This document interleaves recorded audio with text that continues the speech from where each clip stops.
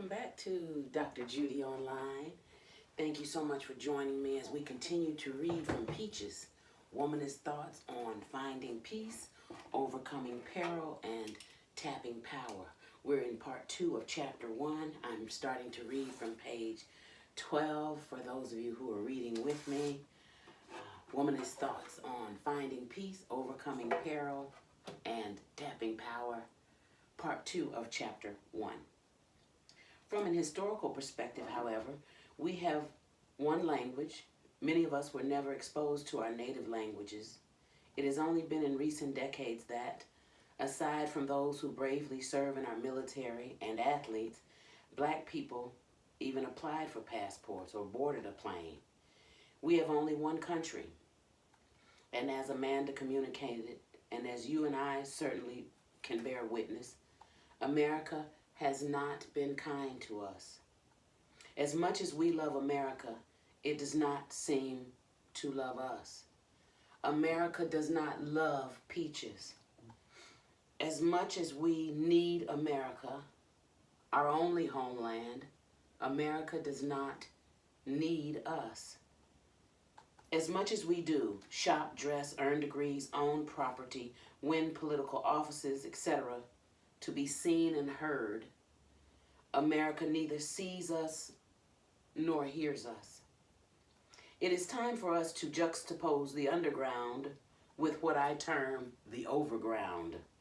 Sometimes I feel like a peach in the underground, as if I'm trying to reach freedom. It is time for Peaches to move around on the overground. Let's work just as tirelessly on the overground for unity, order, faith, justice, peace, and equality, as Harriet Tubman and our brave ancestors did on the Underground Railroad.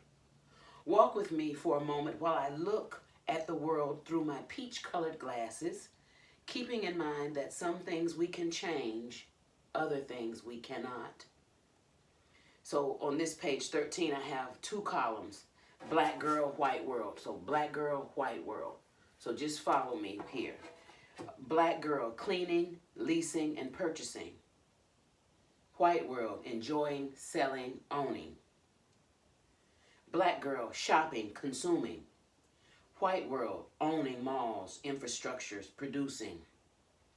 Black girl, best cook, best dressed competition. White world, best quality of life competition. Black girl, given free meds for testing. White world, owning companies that sell the meds. Black girl, freed from slavery June 19th, 1865.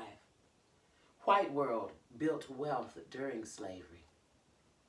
In her USA Today article, Plight of Women in 17, over 4 decades, certain issues remain constant. Aaliyah E. Dastager recalls that the 1977 federally funded Women's Conference, which Gloria Steinem and Coretta Scott King reportedly attended. At the conference, women called for ratification of the Equal Rights Amendment, affordable child care, equal pay, national health care, and an end to discriminatory rape laws, and an end of deportations of immigrant mothers of American-born children, end quote. In 2017, women gathered in mass again, flooding the nation's capital for the Women's March on Washington, spurred largely by the election of President Trump, whose alleged treatment of women was denounced on both sides of the aisle. March organizers found themselves reiterating many of the demands of those women 40 years ago. Legal scholar Kimberly Crenshaw said, quote, "The power of men to decide what the world is going to look like, what counts, and what doesn't, hasn't really been terribly disrupted in a generation," end quote.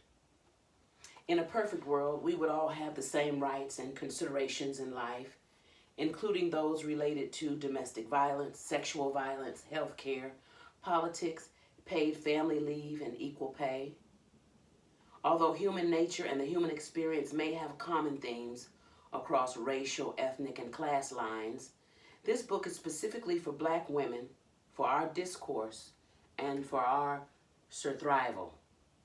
I created the term surthrival because we, Black women and girls, have learned how to get by and how to survive. Now is our time to thrive while surviving. Fugitivity is a term that has been used by Black theorists to describe the process of seeking and creating freedom within completely enslaving circumstances, past and present. We are trying to carve out a special brand of freedom while acknowledging the fact that our Blackness, which we think is beautiful, and poverty from slavery and lack of reparations are things that we inherited. Our gender has put us in an even more disadvantaged position. In his brilliant PBS documentary, Professor Henry Skip Lewis Gates described Black reality in America, past and present. Segregated housing, segregated schools, massive unemployment, massive underemployment, police terror, political oppression, economic oppression. I have come to accept the fact that America is racist and sexist. I am a Black girl in a white world. I am a peach in a tossed salad bowl. Since America never paid for slavery, we are at an economic disadvantage. Poverty, coupled with racism, sexism, and disunity within the Black community is remarkable. Black women and children are treated as second-class citizens. The Blacker and poorer we are, the more we are disrespected, mistrusted, exploited, abused, misguided, overlooked, and neglected. Blackness and poverty, coupled with sexism and the mistrust of one another, is a reality. Let's work together to keep the beautiful part, the Blackness, and overcome the poverty, sexism, and mistrust. Alexis Pauline Gumbs says she thinks of fugitivity as Harriet Tubmanness, seeking and prioritizing collective freedom. The shape-shifting evasion of capture by slave catchers, norms, and institutions. The ways we find each other and free each other again and again. This book is written from my heart. The goals of the More Love movement, which I established in 1999, are unity, order, faith, justice, peace, and equality. Initially, they were unity, order, and faith. After Mike Brown's murder in Ferguson in 2014, I added justice. Once the Ferguson riots began, I added peace. Because of the treatment of women, people of color, and differently abled brothers and sisters, I added equality. I've been accused of seeing life through rose-colored glasses. I choose to be hopeful, faith-filled, and optimistic. At the same time, while writing this book, and this was in 2018, during the Year of the Woman, and working on the 6th draft during the tragedy in Charlottesville, Virginia, 2017, I realized that equality among the races or genders is something that we may never experience in America. As I choose to thrive in life, I can choose to suffer as someone who is mad at the world because of slavery, disrespect, abuse, debasement, poverty, substandard conditions, sexism, colorism, and other pathologies, or I can accept life and reset. We can reset, go back to a starting point, and decide to make it better beginning today. Today we can choose to be happy, healthy, honest, trustworthy, and at peace. This state of mind will not change the past. Nothing can change the past, but we can make today better than yesterday, and tomorrow better than today. We can choose to thrive. Yes, we can. When Leona, a brilliant friend with whom I have had a mother/sister/friend relationship for more than 3 decades, asked me why this was not a survival guide for all women rather than just for Black women, we came for a full circle. And from her 80+ years of experience, she said, quote, "The color of your skin is a funny thing." She continued, "I think about it every day. Black and white is a funny thing. She whispered, it is even a funny thing within the race. I can recall a female corporate sponsor of my Florida-based radio show who probably forgot to whom she was speaking saying, you know how those light-skinned yellow women are. I had the leader of a civil rights organization tell me, well, you have your education. One lady recently told me hypothetically, if we went on a job interview, I would not go with you because you're light and you're educated and they would hire you first. She's probably right. Colorism is real. America has been taught that the lighter, closer to white people, the lighter people are, the more attractive and more trustworthy they are. This is an ideology that has been embraced in other parts of the world as well and has its roots in white supremacy or the white-only ideal of beauty. Yes, I know America is racist and black people are color-struck. That is why That is why Toni Morrison's Pecola Breedlove wanted the bluest eye. Blue bloods and blue eyes seem to be dominant, more privileged and favored in America and throughout the world. This is not because they're smarter, more beautiful, or trustworthy. A lot of it had to do with the distribution of wealth and land when America was being settled in the 1600s and 1700s. Some of the light-skinned blacks, like my grandfather, the late Ollie Monroe Bowman Sr., passed for white because his skin was very light, but once he spoke, you knew he was black. He could not read, and his diction, like mine, reflects some of the dialect, which is a remnant of the first slaves who were brought to America, Virginia, my home state. My paternal ancestors are direct descendants of the first slaves brought to America, so the color line is there. Classism is there too. As I describe in detail in my book, The P-15 Passbook, America's Passport for Unity, slave masters like Willie Lynch taught the owners how to pit us, black people, against one another. For example, the dark-skinned against the light-skinned. This issue of the color line being color-struck, the brown paper bag test, darker than the bag is considered dark, these have caused a lot of disunity in the black community. The issue of colorism is an institutional outgrowth of white supremacy. Especially prior to the invention of realistic wigs and weaves, hair texture, length, and skin color have been used as a measurement for ideal American beauty. I read in a social media post where, from an early age, black girls receive all sorts of subtle and direct messages about where they rank on the hair barometer and come to understand that the elements, water, wind, heat, are obstacles to meeting white standards. Because this topic is so critical to black girls, I included as one of the more than 200 topics in Occupy Your Mind with Dr. Thinkenshine, an alphabetized discussion for young people and those who love them. The entire good hair / bad hair and colorism preoccupation can often cause us to resent each other and or take out our sadness from oppression on one another. It has certainly stolen so much of our joy and time in the past. The time is now to reverse this horrible preoccupation. Although it is human nature to compare or compete, it is devastating to the unity of black women when we look for something to be colorist or hairist, my term, about. If two of you are both dark-skinned and one says, I never had a perm, why should that matter? In other words, I may be black as hell, but I have white people's hair. I am personally in favor of the Afro peach, hashtag Afro peach.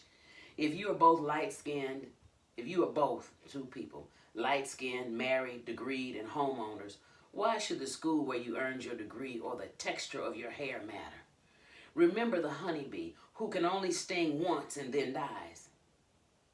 Why spend all of our time stinging over petty disputes and trivial pursuits when, as Dr. Thinkenshine says, we did not make ourselves? If you are both blessed at a HBCU, historically black college and university, have the mobility of your limbs, and are sitting in VIP seats on the 50-yard line, why does colorism and or hairism have to ruin the event for the entire row? Sometimes it seems that we as black women are so used to feeling inadequate and experiencing chaos that we are uncomfortable unless we can create it in the calm. We sometimes need to put the storm in the calm in order to feel comfortable or normal, because as James Weldon Johnson penned in the Negro National Anthem, lift every voice and sing, stony the road we trod. The road we trod has historically been stony. I can recall having reserved seats at a game with my father, then CIAA, Central Intercollegiate Athletic Association president. When I returned to my seat, another woman was actually in my seat and it was very crowded. Move over, sister, I said. Nigger, she hollered at the top of her lungs.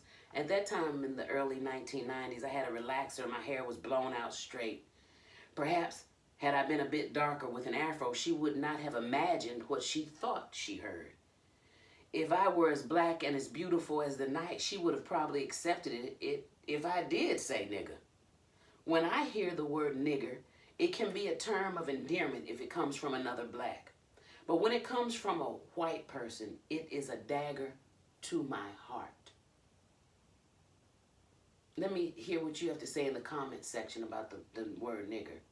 When I hear it from a white person, it is a dagger to my heart. The lady at the game could have felt that way about me because of colorism, the color line, and because of the way America has taught her to feel about herself. I can solve this problem. Next time I'll say, move over, Peaches. Or I'll take my cue from Ludacris and say, move, Peach, get out the way, get out the way. Move, Peach, get out the way. A similar incident occurred when I was at a retreat. The keynote speaker kept mentioning the way she wishes she had been lighter with softer hair when she was in school. She avoided me and my soft hair, called everyone else Dr. this and Dr. that while I was Sister Judi. It was the way she was taught to feel about herself. Not every peach is bitter because of our beautiful blackness. Some of us are not fazed at all by the issue of color. We focus on character. Where there is a down, there is an up. Dr. Greer Marie Dawson Wilson, my college student activities director, Shirley Chisholm, and my dear friends Bertha Lee Brown and Virginia Brown were all brown and beautiful, and they have neither judged me nor treated me as if I owed them something because they are darker than I have never noticed or thought of the color line.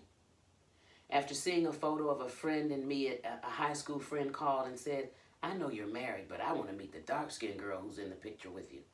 I never thought of my friend as either dark or light, only as a friend. In fact, color has never been an issue with any of my close associates and me. For that, I am grateful. For the unity, I am so appreciative. At the same time, some women/people will find disunity in the midst of harmony because they compare themselves to others. Some are so used to conflict and chaos that if they don't have it, they look for it or create it.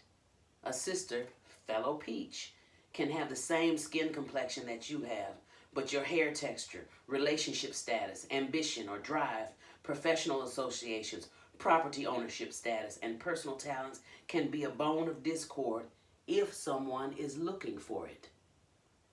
As I often say, we did not make ourselves. The body is temporary, but the soul is eternal. In a 2017 online video poll, a majority of the over 1,500 respondents to the question, what is the #1 problem facing the black community, answered disunity or lack of unity. Disunity is the #1 problem in our community, and the first goal of the More Love movement is unity. Unity. Unity, order, faith, justice, peace, and equality. We need unity. Other examples of pitting us against each other include the Bloods against the Crips, the married against the non-married, the ones from this plantation or hood or sorority or neighborhood or denomination, etc., against the ones from that plantation. The men against the women, the old against the young, the degreed against the non-degreed, the welfare queens against the workers, the givers against the takers, the fathered against the fatherless, the owners against the renters, the dishonest against the law-abiding, the church hoes against the no-shows, against the faithful tithers, the proud queens and queers against the closeted or questioning, the down lows and upfronts against the outside showers, and the list continues. Sometimes the thing they love about you is the thing they hate about you because they hate themselves. Sometimes another person's judgment of you is because of the way they feel about themselves. So push back other people's judgment and allow this survival guide to set you free and lead you in a direction you could never imagine. According to the Apostle Paul, God will do exceedingly, abundantly, above anything you can ask, think, or imagine. Ephesians 3:20. God will not only help us survive, He will enable us to thrive. Some professionals and their minor children and others disrespect us and talk down to us. I have the best dental hygienist now, but I have run across more than a few racist, uncomfortable practices. At one of those practices, the hygienist turned her nose up as she put my bib on and said if she were disturbed, "Your hair is so thick," as she pushed my hair back. I happily said, people pay for thick hair like this. Although the dentist at this practice was very talented, they lost my business at the front office and in the hygienist's chair. It is illegal to post whites only or white males only signs in public places of business and courtrooms in America. However, the customer care or lack thereof can dissuade black business and black money flow. We do not need to stimulate the economy where we are mistreated. And I repeat, we do not need to stimulate the economy where we are mistreated. From the highest halls of justice, black women continue to be disrespected, labeled, and made to feel guilty for their professional assertiveness. A perfect example, which I observed while working on a draft of this book, is Senator Kamala Harris's treatment during Attorney General Jeff Sessions' hearing in June of 2017. Although Attorney Jeff Sessions was indignant, many of the older white male senators, some of who were rude themselves, called Senator Harris rude. Jeff Sessions interrupted her and rarely made eye contact with her, yet she was called out by men on the committee and called hysterical. Sessions, the nation's current chief prosecutor, this book was written in 2018, was turned down for a judicial position after Coretta Scott King, widow of Reverend Dr. Martin Luther King Jr., wrote a letter against the appointment. I must say that Kamala neither deserved the disrespect she received, nor is that the way any positive thinking American would expect a U.S. Senator or anyone else to be treated.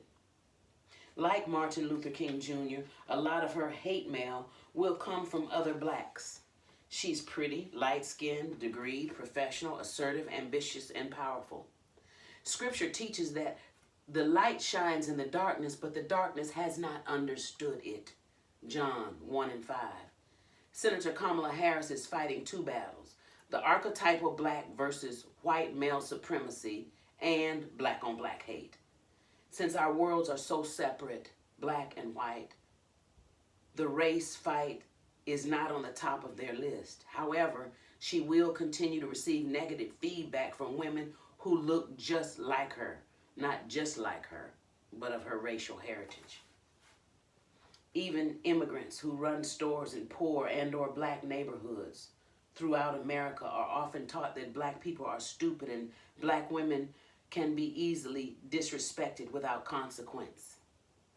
The dominant society, immigrants, and others debase black culture and black women. At the same time, we debase ourselves. We hate and hurt each other and ourselves. The subculture is harmful and pathological, and restoration and survival begins with self-care, self-acceptance, self-love, a departure from the old ways and pathology, self-image, God consciousness, prioritize child rearing, stable family systems, family planning, privacy, cleanliness / hygiene issues such as unnecessary douches, scabies, worms, and dirty diapers. Mental health such as post-traumatic stress disorder, sex abuse recovery, substance abuse, including starch. The slave mentality, which includes black-on-black hate, lifestyle choices, and materialism. Yes, we are black girls in a white world. Yes, we are the peaches in a salad bowl. We are beautiful. We add so much to this country that it is lovely. We add so much to this country that is lovely, lively, healthy, and unique. We add that special ingredient that helped to shape America, and we will do so until the end of time. And this, friends, ends the reading of the second part of chapter 1 from Peaches, Womanist Thoughts on Finding Peace, Overcoming Peril, and Tapping Power. On our next video, we'll pick up on page 25 in chapter 1.